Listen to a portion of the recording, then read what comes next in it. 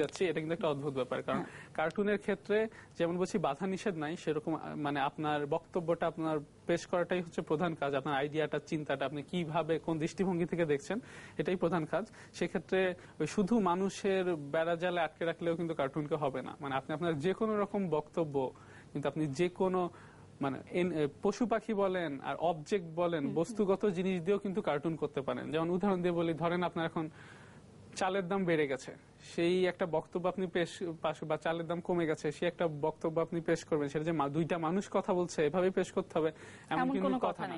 এমন হয়তো দুইটা চালের বিশাল বিশাল বস্তা কথা বলছে, হতেই পারে। তো সেই ক্ষেত্রে যে জিনিসটা আমি খুব শর্টে দেখিয়ে দেই, সেটা হলো যে আপনারা কিভাবে একটা পশু পাখি বা বস্তু এগুলাকে কার্টুন ফর্মে আনবেন। ধরেন আপনি বলেন যে আমি তো কাক আঁকতে পারি কিন্তু কার্টুনের কাক আঁকতে পারি না, আমি তো মাছ আঁকতে পারি কিন্তু আমি কার্টুন মাছ তো আঁকতে পারি না, কার্টুনের মধ্যে তো রিয়েলিস্টিক একটা মাছ আঁকলে আমার হবে না, একদমই না। তো সেই জায়গাটা যাওয়ার আগে একটা ফোন নিয়ে নিচ্ছি। হ্যালো হ্যালো হ্যালো, জি বলুন, আপনার নাম বলুন, আপনি কোত্থেকে ফোন করেছেন? হ্যালো দর্শক, আপনি আপনার টেলিভিশনের ভলিউমটা কমিয়ে নিন। হ্যালো জি, এবার বলুন, আপনার নাম বলুন, কোথা থেকে ফোন করেছেন বলুন। হ্যালো, আমি চাঁপাইনগর থেকে ফোন করেছি। প্রশ্নটি বলুন। দর্শক, আপনাদের জ্ঞাতার্থে জানিয়ে দিচ্ছি, আপনারা আমাদেরকে টেলিফোন করতে পারেন অবশ্যই, কিন্তু টেলিফোন করবার সময় আপনাদের টেলিভিশনের ভলিউম কমিয়ে নিতে হবে। আপনারা যদি ভলিউম কমিয়ে না নেন তাহলে কিন্তু আমরা আপনাদের প্রশ্ন শুনতে পাবো না। প্রশ্ন যদি শুনতে না পাই তাহলে আমরা এই সময়টা আসলে আপনাদেরকে দিতে পারবো না। আরেকটি ফোন এসছে, আমরা ফোনটা নিয়ে নিচ্ছি। হ্যালো হ্যালো, জি বলুন, আপনার নাম বলুন, আপনার প্রশ্নটা বলুন। আমি শারমিন, আমি ভাইয়ের কাছে একটা কোশ্চেন করতে যাচ্ছি। কোশ্চেনটা হচ্ছে এই যে ভাইয়ের কাছে মানুষের ফেস আর এক্সপ্রেশন দেখালো, তো ভাই মাত্র বললো যে চালের বস্তা কিংবা এই টাইপের কিছু। তো ভাইকে জানতে চাচ্ছি আমি যে দুইটা পেন্সিলও তো একটা কার্টুনের সাবজেক্ট হতে পারে, সেটা নিয়ে যদি ভাই কিছু বলেন। আচ্ছা, আপনাকে অসংখ্য ধন্যবাদ। আমরা সেরকমই আসলে বিষয় দেখাচ্ছি, দুটো পেন্সিলও কথা বলতে পারে, দুটো অবজেক্টের কথা বলতে পারে। এখন যেটা ক্রিটিক্যাল হয় সেটা হচ্ছে যে প্রাণী যদি কথা বলে সেই ক্ষেত্রে একটু ঝামেলা হয়ে যায়। ওটা দিয়ে দেখাই, যেমন পেন্সিলটা তো আমরা আসছি, যেমন আমি এখানে দেখতে পান একটা এঁকেছি একটা মাছ, একটা সত্যিকারের মাছ, এটা সত্যিকারেরই মাছ। এই মাছ আমরা আঁকা শিখেছি, এই মাছ আমরা আঁকতে পারি। এই মাছকে আমরা কার্টুন ফর্মে কিভাবে নেব?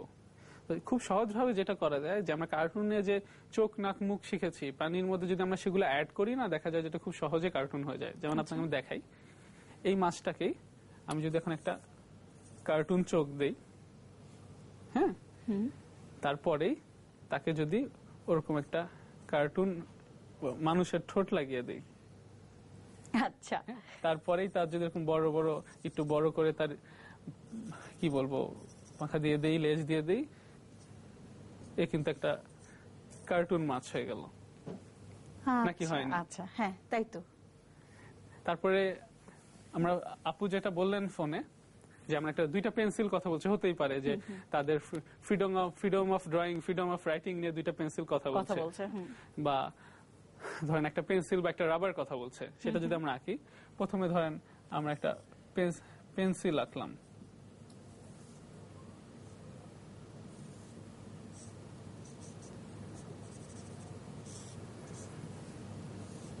এটা একটা পেন্সিল না, আর এটা ধরেন একটা রাবার বা ইরেজার। হ্যাঁ, এই দুইটা নিয়ে তো নর্মালি আমরা বক্তব্য পেশ করতে পাচ্ছি না। এটাকে যদি আমরা একটা ক্যারেক্টার দেই, এটাকে যদি কার্টুন বানিয়ে ফেলি, তখন দেখা যাবে এরা কথা বলছে। এটা কিভাবে করা যেত? ওই একই সেম ভাবে যদি আমি এখন পেন্সিলটাকে একটা চোখ দিয়ে দিই, তার লাগলে ভুরু দিয়ে দিলাম,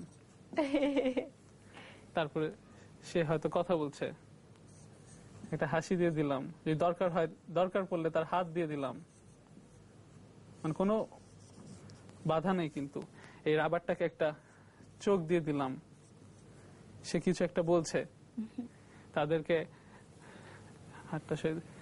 একটা ডায়লগ বাবল দিয়ে দিলাম, হয়তো এমন হয়তো মানে পেন্সিলটা হয়তো বা এমন যে রেগে গেছে যে সে যাই লিখে যাচ্ছে রাবারটা সাথে সাথে তাই তাই মুছে ফেলছে, এমন হতে পারে। এটা নিজে কিন্তু এখন একটা কার্টুন হয়ে গেল যে পেন্সিলটা রাবারটাকে মানা করছে যে আমরা মুছো না।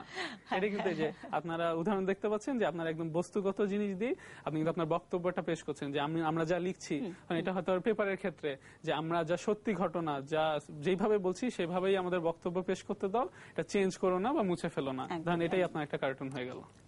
আমরা চলে যাব ওই ফরম্যাটে। তার আগে আমি একটু দর্শকদের উদ্দেশ্যে বলে নিচ্ছি, দর্শক আমরা এখন থেকে আর ফোন নিচ্ছি না, আমাদের অনুষ্ঠানের আর 10 মিনিট বাকি।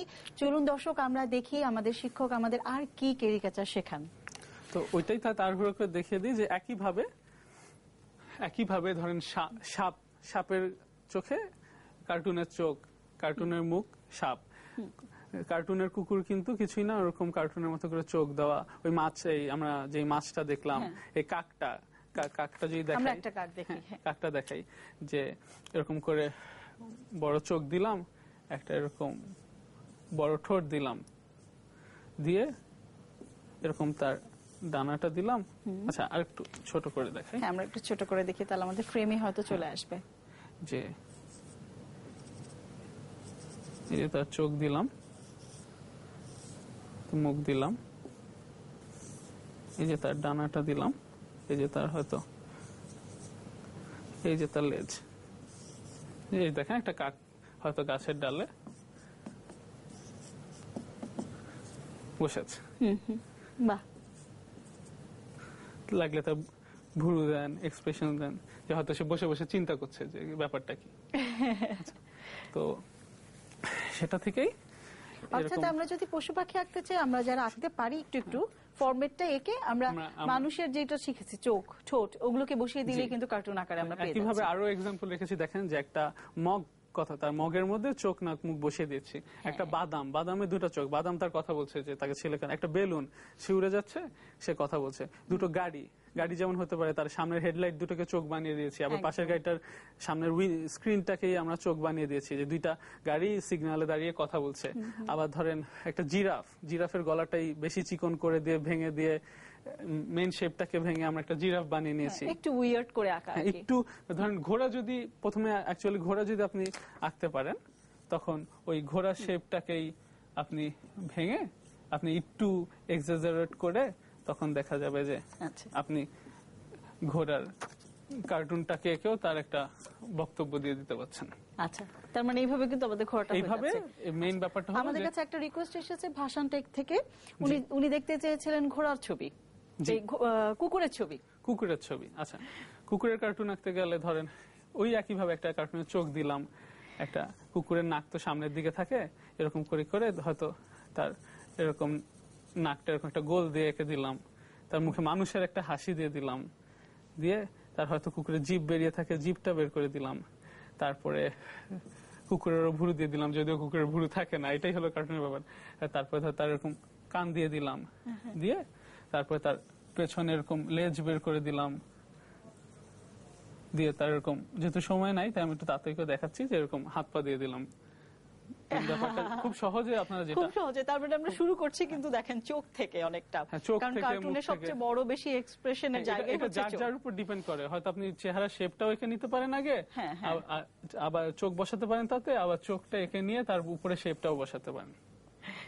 সেই এখন আমরা কার্টুনে আরেকটা যে ব্যাপার, যে আইডিয়াটা, সেটা কিন্তু খুবই এইটা খুবই গুরুত্বপূর্ণ। আমরা নানান রকম ড্রয়িং শিখলাম, এবার আসলে জানা প্রয়োজন যে এই ড্রয়িং গুলো, আইডিয়া গুলো আসলে কিভাবে ডেভেলপ করা উচিত। জি জি, এই কার্টুনের আইডিয়ার ক্ষেত্রে যে একটা মেইন ব্যাপার বলবো কি, মানে আইডিয়া কোনো কিছুর মধ্যে মানে কোনো বাধায় ধরে রাখা যাবে না। কার্টুন যারা হবেন তাদের মতো সব দিক থেকে চিন্তা করতে হবে। কারণ আমরা যদি একটা ইনিশিয়াল আইডিয়া করতে যাই, চলেন ধরেন আপনাকে আমি এখন বলি যে আপনি আমাকে এরকম একটা ভূত প্রেতের মানে যেটা আপনি দেখেননি, একটা রাক্ষস আমি আঁকবো, আপনি আমাকে বলেন, আমি ওইভাবে একটা রাক্ষস আঁকবো যেটা আমি কোনোদিন দেখিনি।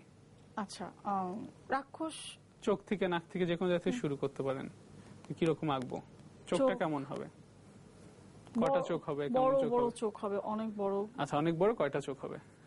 3টা চোখ। আচ্ছা, অনেক বড় 3টা চোখ। নাকটা কেমন হবে? নাকটা মূলার মতো একটা আচ্ছা আচ্ছা শেপ হবে। হ্যাঁ, তারপর তারপর কানটা নরমালি যেটা হয় 5 আঙ্গুলের মতো অথবা কুলের মতো কান হবে। আচ্ছা,